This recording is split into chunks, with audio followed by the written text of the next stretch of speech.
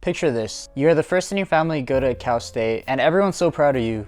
But something doesn't feel right. You have taken all the necessary steps in high school to get good grades, be the best person you could be, and you got accepted into college. Because of all these accomplishments, you have proven to the world that you not only know what you're doing, but you're well qualified and you deserve the spot. Regardless of all this hard work, you fail to acknowledge the reality of your achievements and qualifications, and you find yourself questioning, well, yourself.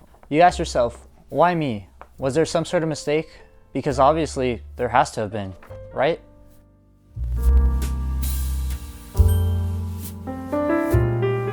Well, the simple answer is no. You do belong, and it is completely normal to feel this way. This self-doubting feeling occurs with everyone in some type of way. Yes, some people feel it more than others, and depending on the situation, but if someone were to say that they've never doubted themselves, just know that they're lying.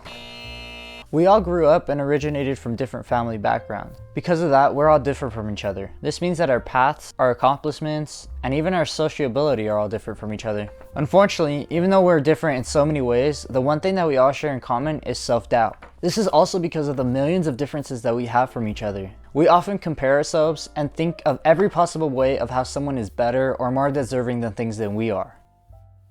As a result, we fail to acknowledge our past and current achievements by blocking our thoughts with these negative ideas. It could be anything such as the way someone dresses, their work ethic, or even how social they are, and we envy this because we're so introverted and they aren't. Whatever the comparison, we end up doubting ourselves and getting this feeling of insecurity. We feel as if we possess none of the traits from the people around us, and so we get caught up in our own worlds thinking about why we don't belong somewhere while still going or doing that exact same thing. For example, going back to the Cal State hypothetical, we have just started going to school and do all this amazing work to the point of getting recognition from our professors. Even with this, we feel as if there's a mistake and we're getting overcredited for our work. We feel as maybe we don't deserve the credit and someone else does. Regardless, we get the credit and the confetti cannons go off, but we still feel like something is wrong. We feel empty inside, almost like if the person who is getting credit isn't us, but an imposter.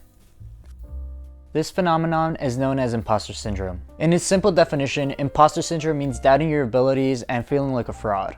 You feel like you have a mask on that you show to the world, but you're the only one who truly knows what's behind the mask. If this, my friend, sounds familiar, then you have probably dealt with imposter syndrome or are currently going through it. A famous example of this is Albert Einstein. Even though he created new theories on relativity, which revolutionized our views on space, gravity, time, and the overall universe, he too felt like he was overcredited for his work and somewhat undeserving. Even I have felt like this with things such as starting a new job, joining a club, and or going to a gym and feeling insecure because I didn't look like the other dudes and just thinking that I didn't belong there. The point is that this feeling isn't something uncommon, as roughly 70% of people go through this phenomenon. Again, they feel like maybe they don't deserve something or simply they don't belong. So if you currently feel as if you're hiding behind a mask because of self-doubt and or insecurities, just know that you are not alone, and there are a couple things that you could do to combat imposter syndrome. First up is talking. Since we feel like if we're hiding behind the mask and we feel like we're unheard, the first thing to do is to start talking to someone. When talking to others about our insecurities and feelings of feeling like a fraud, we slowly start taking off the mask and feel like if we are heard. We start breaking away from our internal prisons and break free to a world where we feel happy and proud of all our accomplishments. We separate our feelings of self-doubt and insecurities from the cold hard facts. Those facts being that you have deserved everything that you have earned and continue to earn because you yourself have done it. You were accepted for a reason. That reason being that you're just as qualified, if not more qualified, than the peers around you. Again, speaking out about your sense of insecurities and sense of fraudulence is important to separate feeling from fact. If you are in the workforce, maybe you could speak to your coworkers or managers. And if you happen to be an EOP student at a Cal State, then talk to your EOP advisors. It's a great way to free yourself from this feeling of hiding.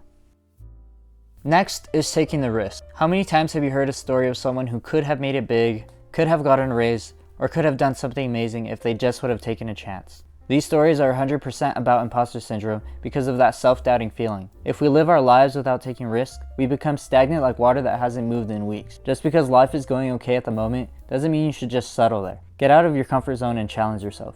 It isn't anything that you're going to regret. Even if you get a hint of self-doubt, try it out anyways. For college students, a risk might be joining a club, speaking up in class, or even talking to your peers. The best way to combat imposter syndrome while going to school is to be social. Even if you aren't the most social, Joining clubs and going to events allows you to talk to others and maybe eventually open up to the world. This might be the best thing to do to rid yourself of imposter syndrome. The risk here is overcoming that feeling of not belonging. Even though nothing negative is going to happen, some people might be uncomfortable just doing that. Lastly is being confident.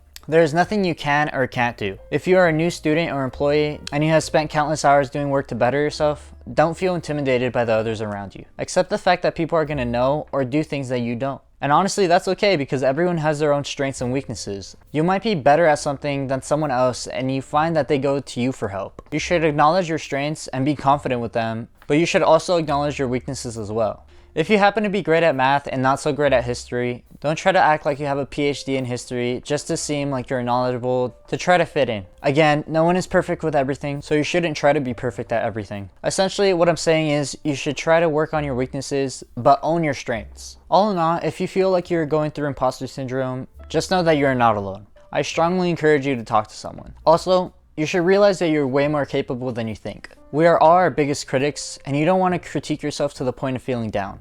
Again, acknowledge your strengths, feel confident with them, and take some risk. If you're an EOP student, then reach out to your advisors. You might be surprised to find out that they have been in the same boat as you. As for everyone else, even if you don't have imposter syndrome, talk to someone about it. There are plenty of people out there who go through this phenomenon and hide it from the world. A simple conversation can allow them to break free and also feel like they're not alone.